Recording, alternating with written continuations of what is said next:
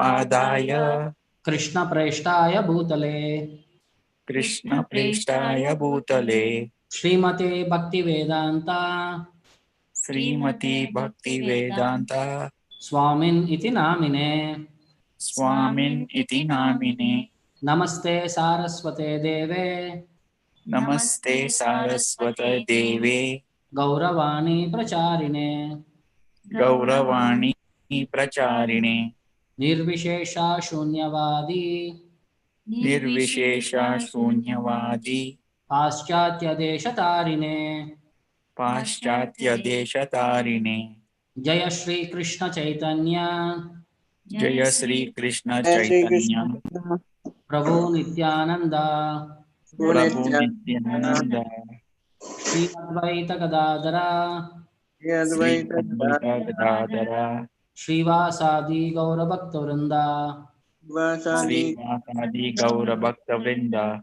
Hare Krishna Hare Krishna Hare Krishna Hare Krishna Krishna Krishna Hare Hare Krishna Krishna Hare Krishna Hare Rama Hare Rama Hare Rama Hare Rama Rama Rama Hare Hare.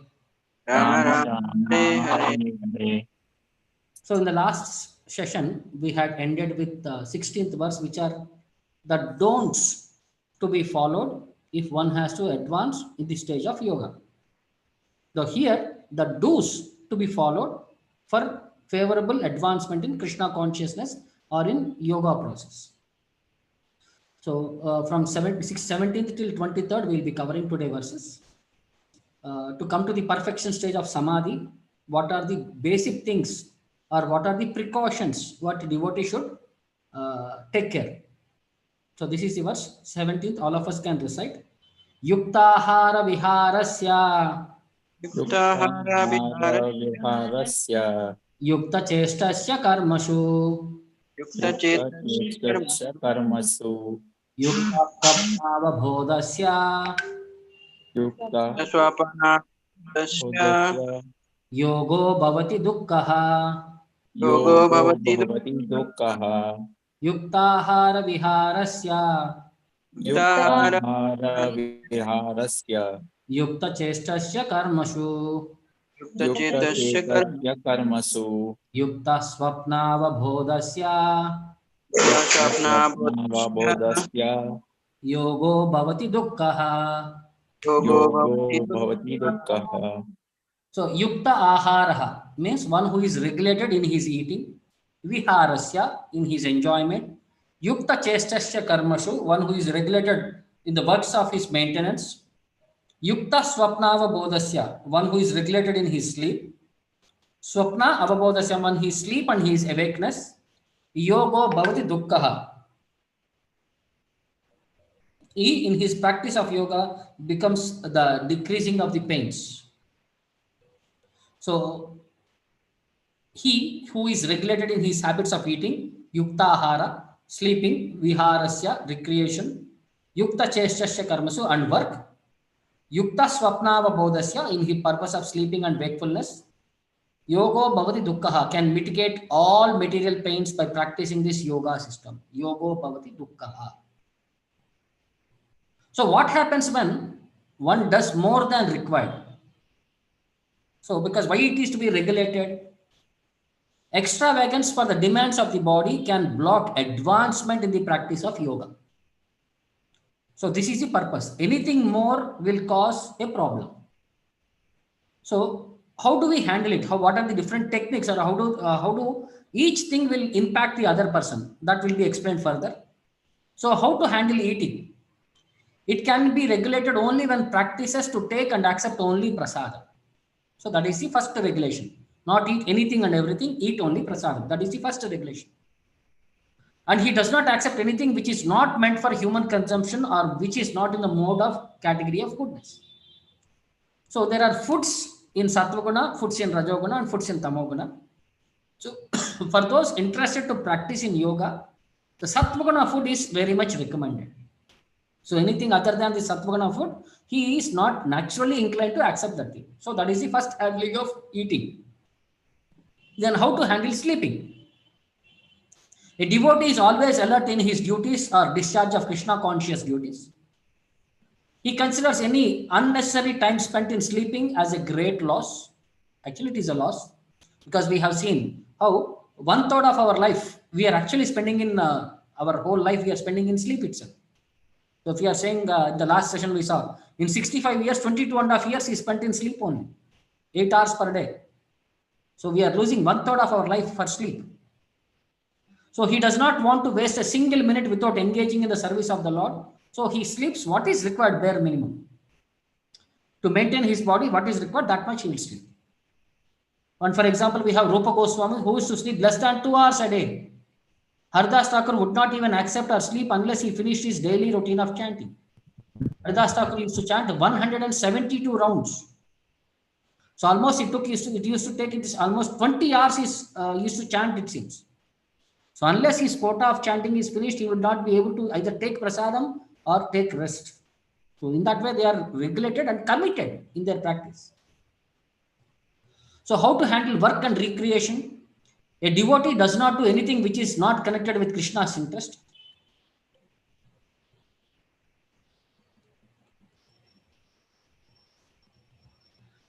So work, anything not connected with Krishna, he is not interested. His work is always regulated and untainted by sense gratification because it is for satisfying Krishna, there is no sense gratification involved.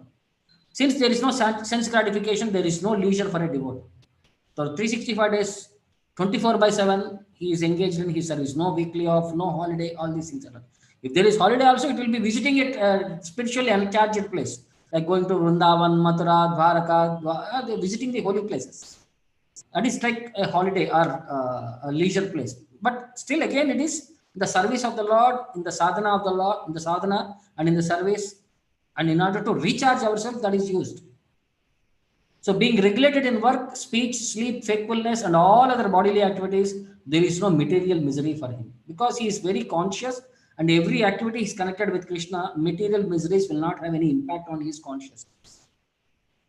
Like for example, Srila Prabhupada's daily schedule, he used to wake up at around 1:30 a.m. and he used to translate books. From 3 to 5 a.m. he used to chant japa, and 5:30 he used to go for morning walk, 2.5 miles, 1.5 hour. At 7 a.m. he used to attend the morning program, then finish breakfast. At 9 to 11:30 he used to manage ISKCON, day-to-day affairs. At 11:30 he used to go take bath and massage his body. And at around 1 o'clock he used to have a light lunch. At 2 o'clock he used to have a small nap. And by 4 o'clock he used to have a small juice. And 5 o'clock he used to open for guests or lecture. And 10 to 11 o'clock he used to rest after a leg massage. So in a systematic way, how Prabhupada was maintaining his physical and mental balance. It is regulated life. He used to hardly sleep for 3 to 4 hours in a day. Whole time he used to dedicate for managing the ISKCON or writing books or preaching or planning or anything, all these perspectives. So because of so much hard work of Prabhupada, we are very grateful that we are enjoying the Krishna conscious literature, the Krishna conscious temples, prasadam, association, deity worship, all the things which are favorable, enhancing our Krishna conscious spirit. By the mercy of Prabhupada, we are all enjoying across the world. That's why we are thank you. We have to thank so much for Prabhupada for his sacrifice for our benefit. And in one place in Bhagavatam, how to maintain health, it said, Prabhupada writes, in Kali Yuga, the duration of life is shortened, not so much because of insufficient food, but because of irregular habits. By keeping regular habits and eating simple food, any man can maintain his health. So this is the simple principle. Because of our irregular habits, we are not able to maintain proper health. If we eat regularly and eat simple food, then we can maintain our health very strong, live long. So this is one perspective. So after one lecture, one devotee child asked Prabhupada this question. Swamiji, you said, if you eat too much,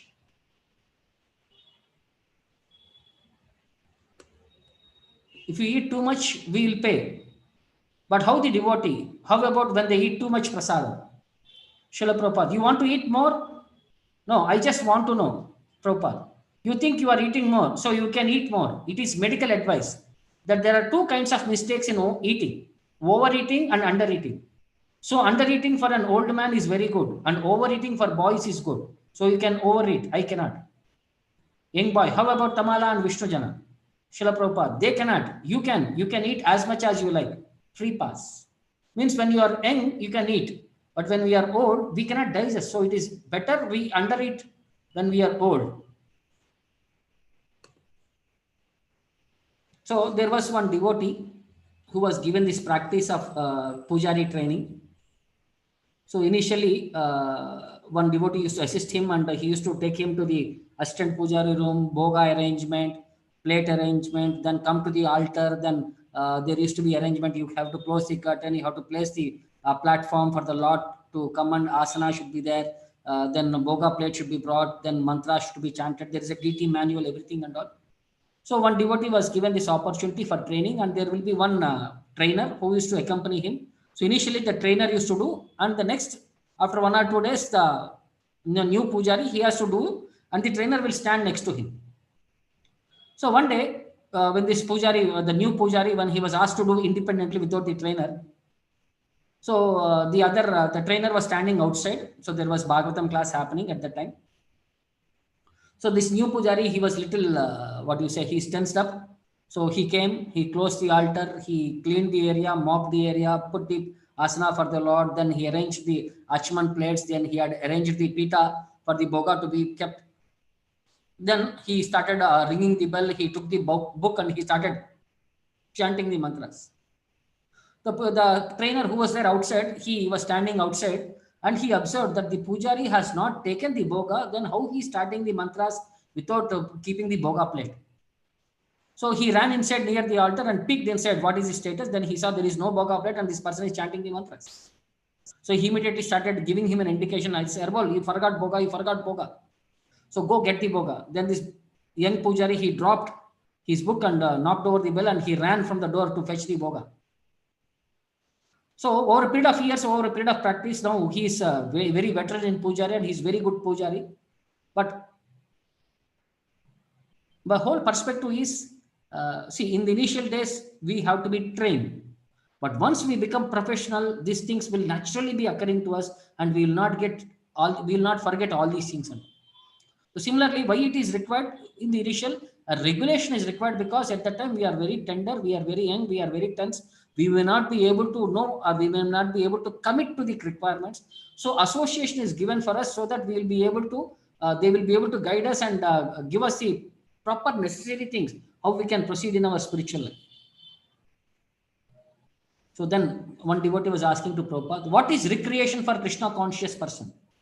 Prabhupada, recreation, dancing. Come on, dance with us. Is it not recreation? And when you get tired, take prasadam.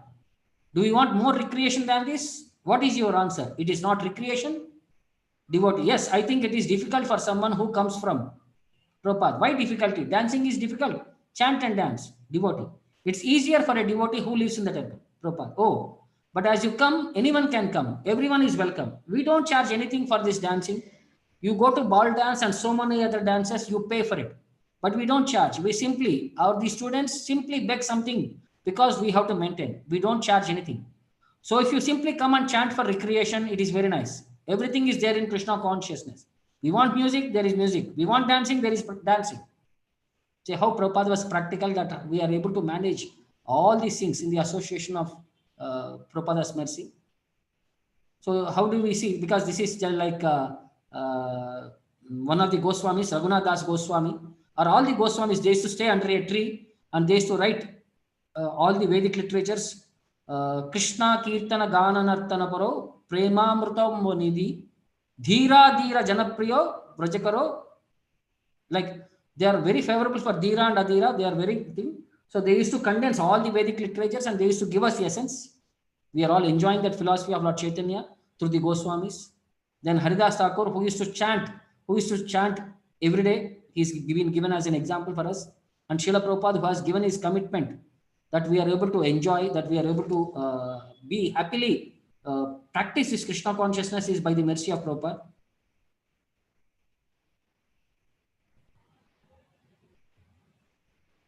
Like Prabhupada, at any time, any place, he used to translate, he used to get up by 1:30 a.m. and translate up to 4 hours sometime. Even when he traveled, he jet lag, he would get adjusted very fast and continue with schedule with new place. But his secretaries who are 20, 30 years old, they used to, because of jet lag, they'll be sleeping till 9, completely tired and exhausted. But Prabhupada would have already got up and done 4 hours of his translation. Once Prabhupada was ready for morning walk after having done 4 hours of translation, where are my secretaries still sleeping? Like Prabhupada used to scold them. And once the devotees, because it is that system that Prabhupada used to translate at the dead of the night. So devotee got up very early and he just made some noise outside the room so that Prabhupada knows that someone is there and he can call him whenever he wants. So Prabhupada was translating and he gets disturbed when there is any small noise also. He called upon the devotee and said, please do not disturb. I have to be very careful and measure each and every word while translating. Each word has to be carefully considered. Don't think that these are ordinary books. These books will be law books for next 10,000 years to guide the mankind. So Prabhupada was very conscious. So when he's doing his work, he's ready, he used to preach and he used to update and he used to encourage people not to disturb him so that his activity goes on.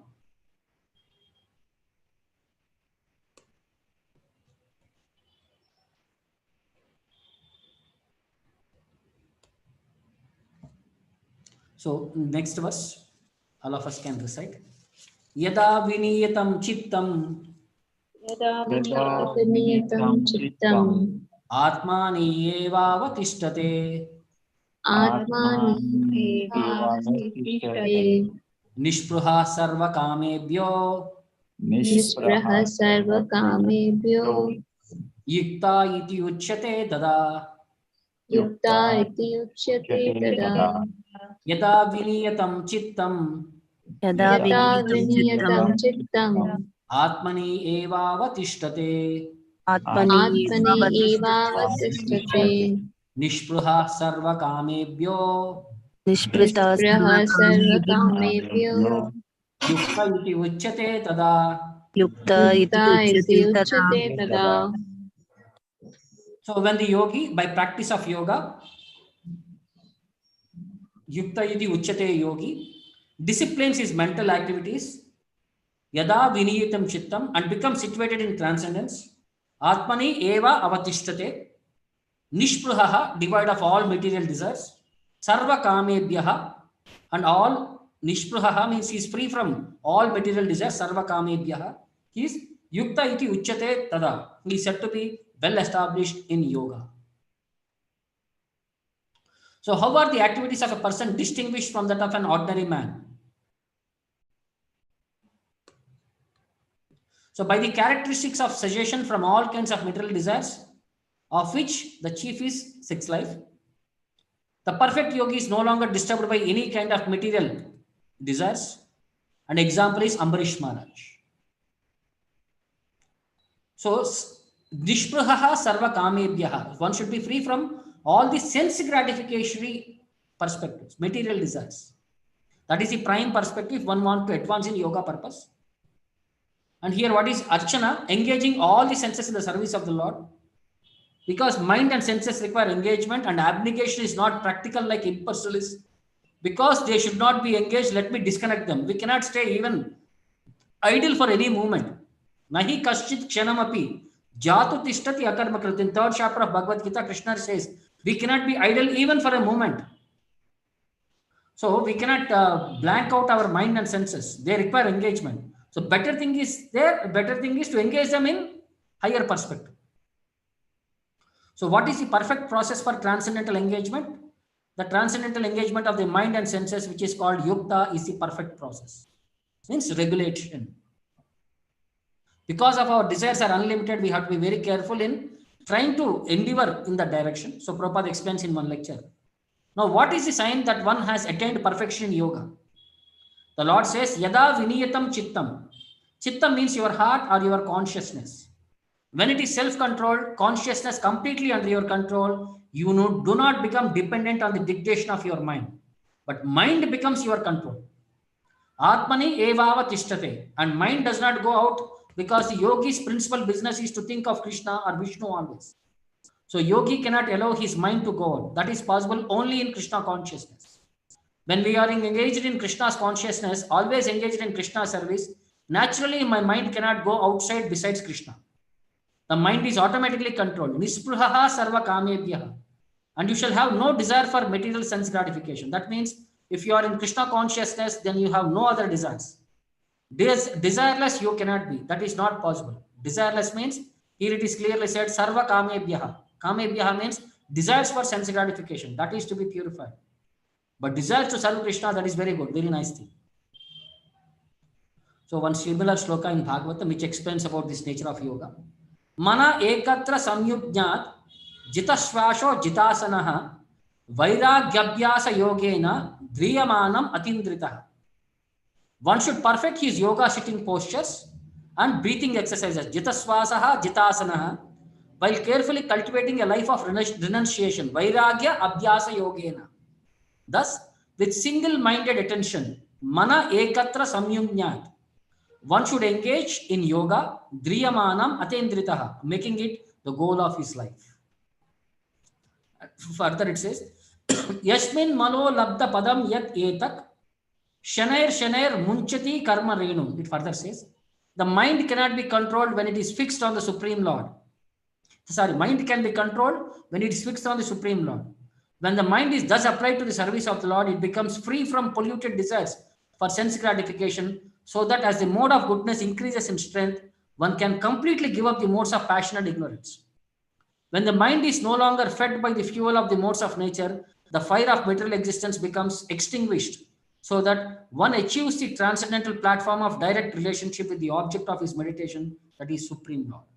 So whatever we are hearing in Bhagavad Gita, that the exact principle, practical application of it is taught in this verse of Śrīmad-Bhāgavatam in Uddhava Gita.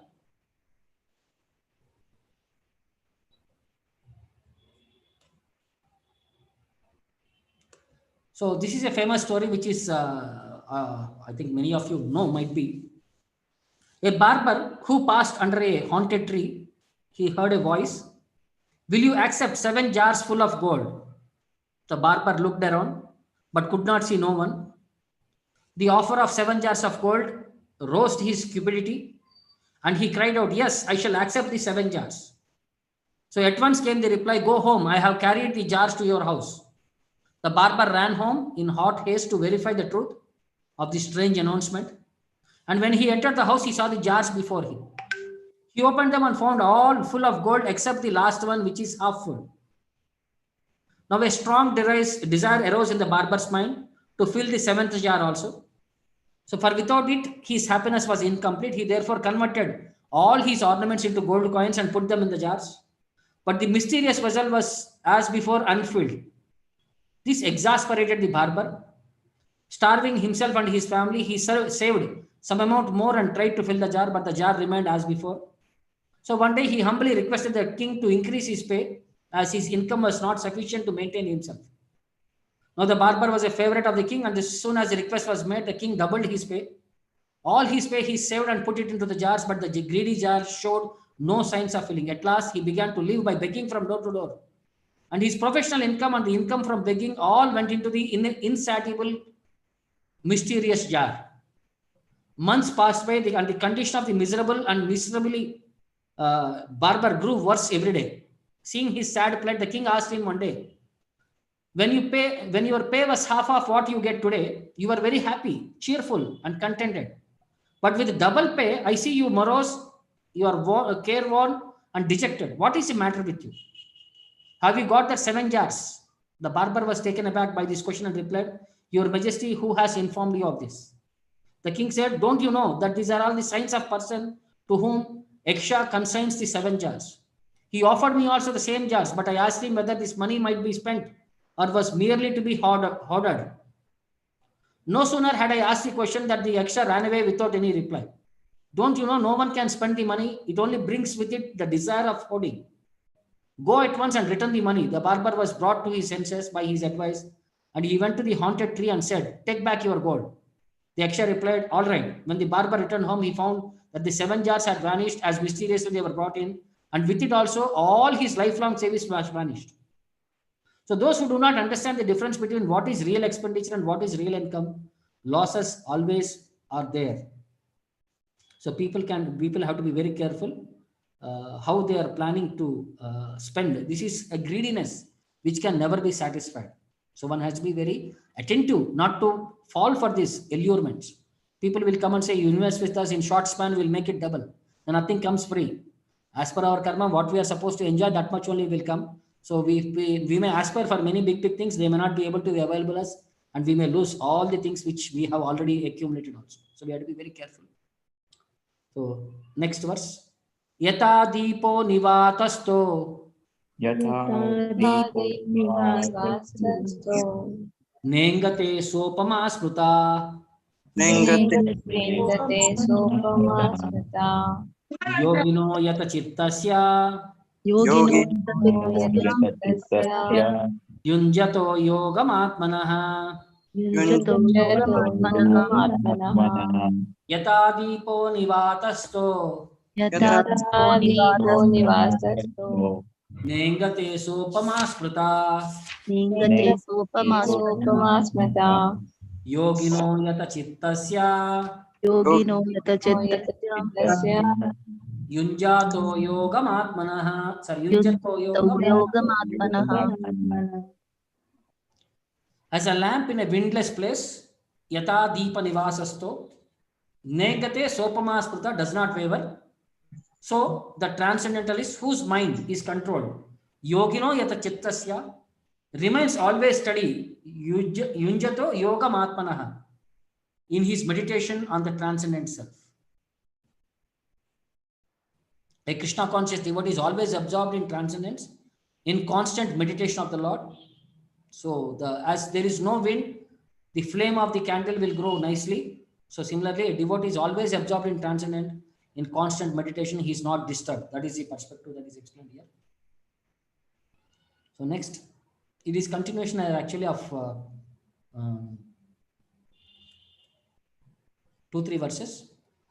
All of us can recite. Yatro paramate chittam niruddham yoga sevaya yatra chaivatmanatmanam pashyan atmani tushyati. Yatro paramate chittam niruddham yoga sevaya yatra chaivatmanatmanam pashyan atmani tushyati. The stage of perfection is called trance or samadhi, when one's mind is completely restrained from material mental activities by practice of yoga. Yatra uparamate chittam niruddham yoga sevaya. This is characterized by one's ability to see the self. Pashyan atmani tushyati, he will be able to happy, enjoy. Yatra chaivatmanatmanam, he is able to see the self by the pure mind and to relish and to rejoice in the self. So that is the perspective of a perfect yogi. So he will be into the stage of called as samadhi, complete absorption onto the Lord. He is in trance. So for example, we have the story of this Bilvamangal Thakur. How many of you know about him? Bilvamangal Thakur.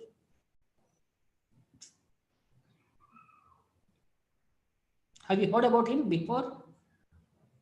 Yes, Prabhu. Okay. So in many places, Prabhupada had explained about his nature. Bilvamangal Thakur is basically from South India. He is from the river bank of Krishnaveni, it is said. He was a very rich landlord who was very much accustomed to one prostitute by name Chintamani. So when his father had passed away, after 1 year, he was offering the Shraddha ceremony. So he used to, he was very hurriedly asking the pujari to finish because he wanted to go and meet his girl Chintamani. So he packed up all the items which are there and he started walking towards that lady's house. And it was very heavily raining that day. So Chintamani thought it is very heavily raining. So Bilvamangal did not come. So she closed her door and she went inside to the room to sleep, to take rest. So when Bilvamangala, when he was trying to, he has to cross a river, He saw river was fully flowing with water. So he was thinking how to cross there. He saw one plank. So he sat on that plank and came to the other side. So when he came to the house of Chintamani, it was locked from the front door. So he went behind. He saw one rope hanging onto the wall. So he caught that rope and he started climbing onto the that compound wall. And then when he climbed out, then he actually saw that the rope was actually not rope. It was actually a snake. And the plank, what he had traveled, because of too much thinking of Chintamani, it was actually a dead body which was floating. He sat on the dead body and he crossed the river.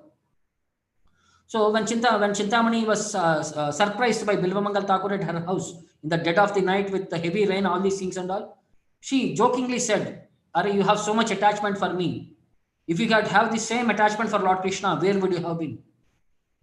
So at that particular point, Bilvamangal Thakur remembers his eternal relationship with the Lord. He immediately thanks Chintamani for invoking his Krishna consciousness. Then he leaves that place and he starts walking towards Vrindavan. So on the way, he reached near Jagannath Puri. There, when he saw one beautiful woman, he again became followed by his old habits and he starts following her. When she reaches her house, she explains the situation to her husband. So the husband will come and ask him, "Why are you following my wife?" He says, "So I'm very much attached by her beauty. I just wanted to be seeing her beauty." So since he is a guest, they wanted to serve him. When wife was asked to go and serve him as a guest. So this time he realizes that what mistake he is doing. So when she comes inside to serve him, he says, "Please forgive me, my dear mother. My eyes have become very lusty in seeing at you. Please give me your hairpin." He takes her hairpin and he plucks out his eyes. He thought, these eyes are there, that there will be always problem for me. Let me be focused only onto the internal vision of the Lord, not on this external vision. So becoming blind, he goes to Vrindavan. He stays near Govardhan area or somewhere, and every day he used to chant, sing, and write glorification of the Lord. So Krishna, seeing his sincerity, because he's a great devotee, so Krishna used to come as a cowherd boy and used to supply him daily milk for his maintenance. So, and he used to sit and hear and the songs which were composed by Bilvamangal Thakur. He is known as Leela Sukha. Sukha means parrot. So he used to nicely compose songs and he used to glorify the Lord. I think Govinda Damodara Madhaveti was a song composed by him. Krishna Karnamrita was composed by him. Then one more is I think one more is Chaitanya Mahaprabhu Chorastakam, which was also composed by Bilvamangal Thakur. Like that, very famous songs were there. So by his capacity, he stayed for 700 years in Vrindavan and he used to serve the Lord. You can see in this photo, Bilvamangal was singing and Krishna used to sit there and he used to listen. He used to get carried away by singing of Bilvamangal.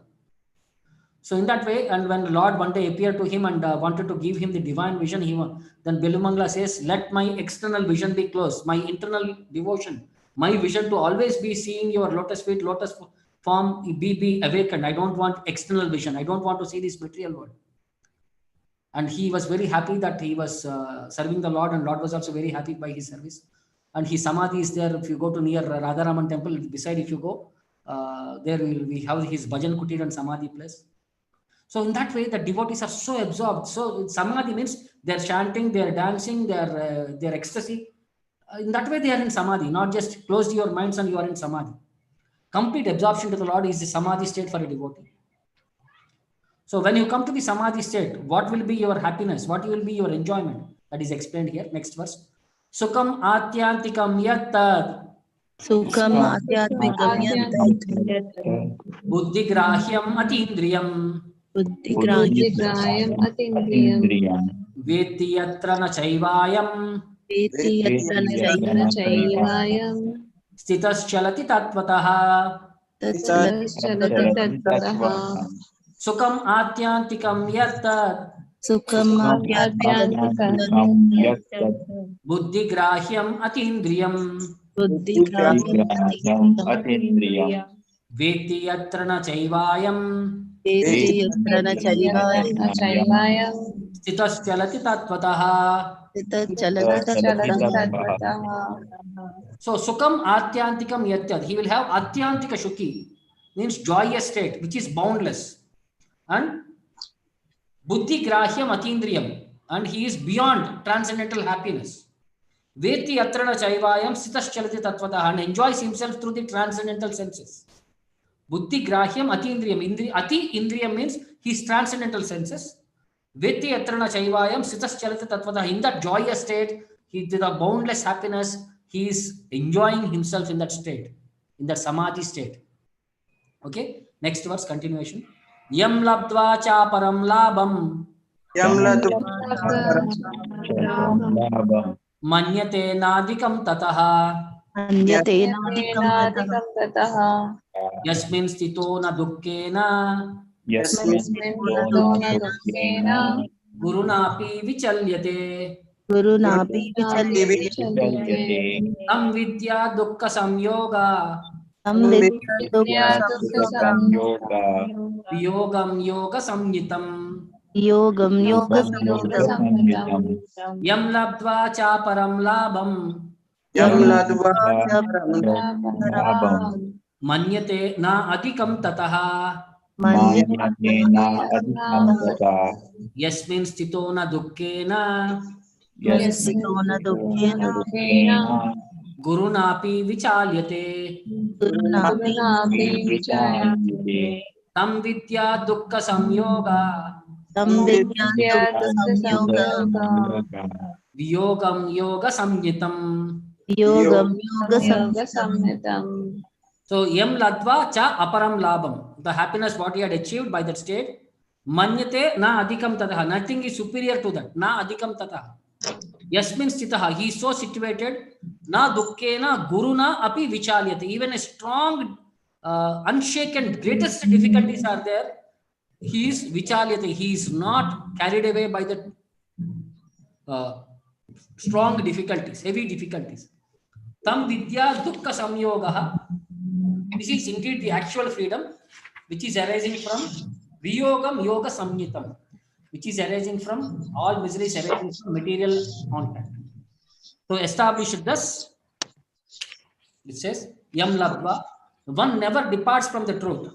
Cha aparam labam manyate, and upon gaining this he thinks there is no greater gain. Manyate na adhikam tata. Being situated in such a position, yasmin stitaha, one is never shaken even in the midst of the greatest difficulty.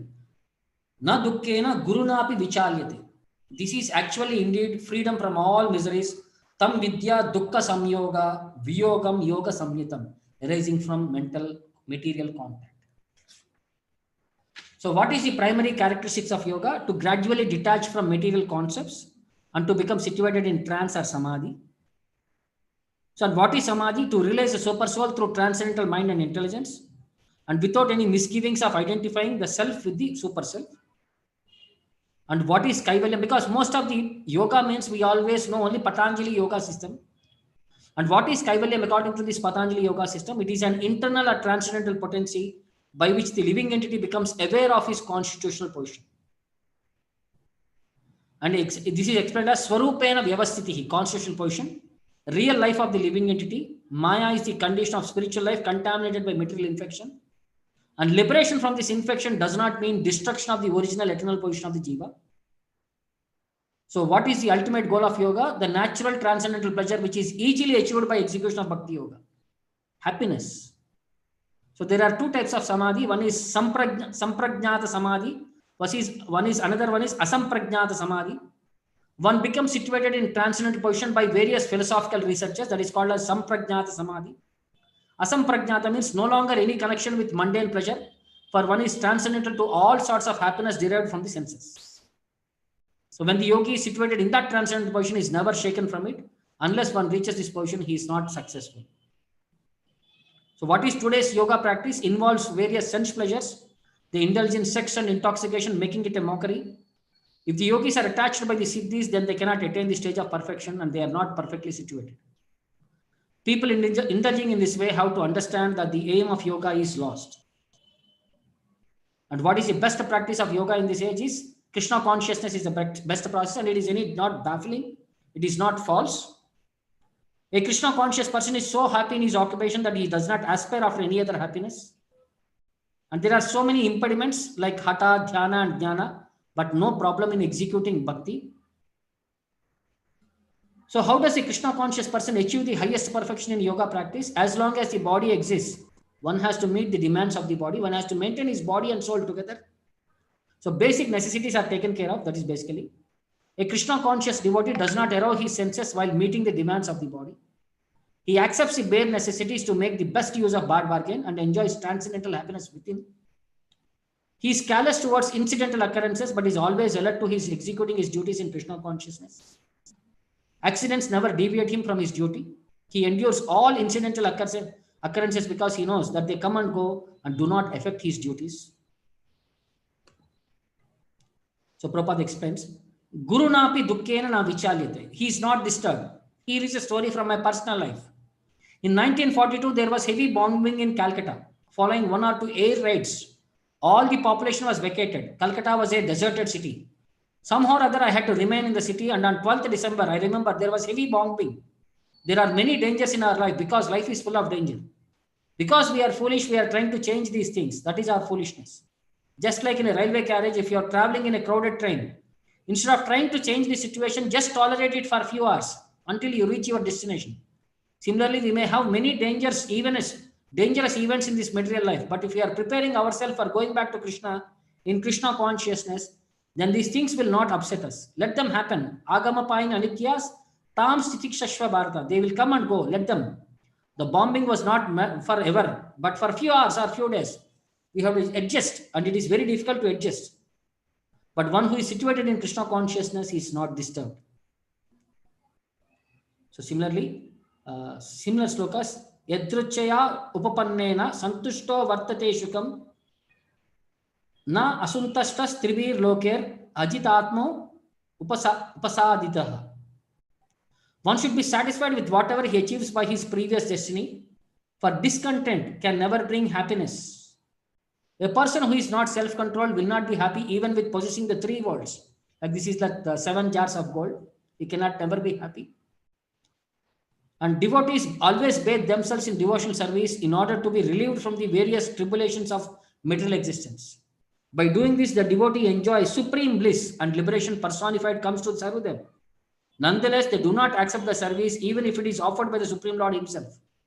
For the devotees, liberation, mukti, is very unimportant because having attained the Lord's transcendental loving service, they have attained everything desirable and have transcended all material desires. Once there was one old lady who was carrying wood from the forest to reach to the city to sell and to maintain herself. So when she came to little half distance, her bundle had fallen down and she was praying for any help to come and support her to lift that bundle back.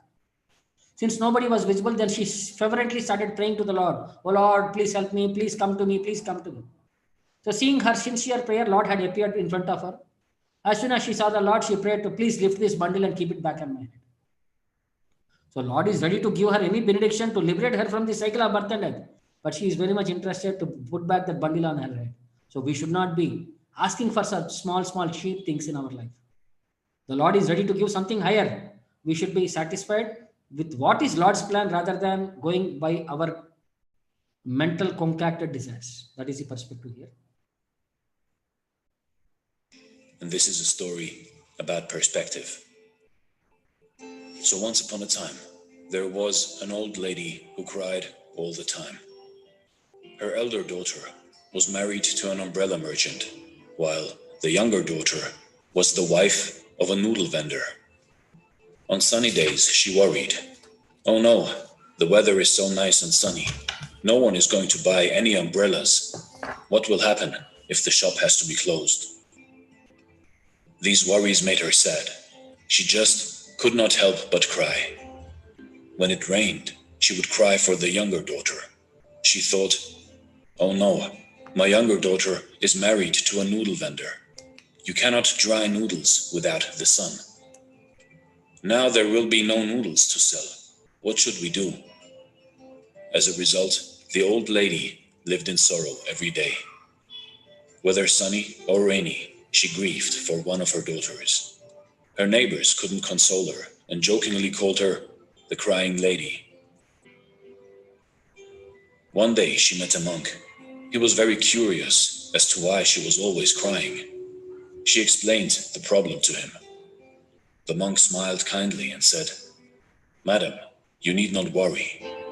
I will show you a way to happiness, and you will need to grieve no more." The crying lady was very excited. She immediately asked the monk to show her what to do. And the monk replied, "It is very simple. You just need to change your perspective. On sunny days, do not think of your elder daughter not being able to sell umbrellas, but the younger daughter being able to dry her noodles. With such good, strong sunlight, she must be able to make plenty of noodles, and her business must be very good. When it rains, think about the umbrella store of the elder daughter. With the rain, everyone must be buying umbrellas. She will sell a lot of umbrellas, and her store will prosper." Finally, the old lady saw the light. She followed the monk's instruction. After a while, she didn't cry anymore. Instead, she was smiling every day. From that day on, she was known as the Smiling Lady.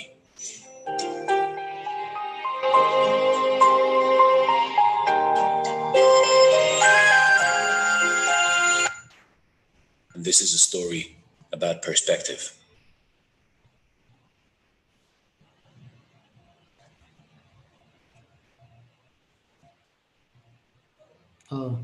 So understood, we should not get carried away by our things. There is a different dimension where when we are focusing on the direction, then it will be very easy for us to come out of all these situations and we'll be very happy. So in the association of devotees, this is the opportunity for us, how one can advance in spiritual life and how one can come up to the standard what Shastras are recommending, what Acharyas are recommending, so that we'll be able to enjoy and we'll be able to execute our duties also, and at the end we'll go back home, back to Godhead. A simple perspective. Hope all of you had understood. Any questions or doubts, please? Yes, Prabhu. Hare Krishna, Prabhu. Ah. Prabhu, like you gave the example of Vilamanga Thakur, where the senses is looking for to look for a beauty or beautiful woman. So, like in that class also, I was asking that it's our heart who want to look for the association of devotee. As you said that we should associate with the devotees.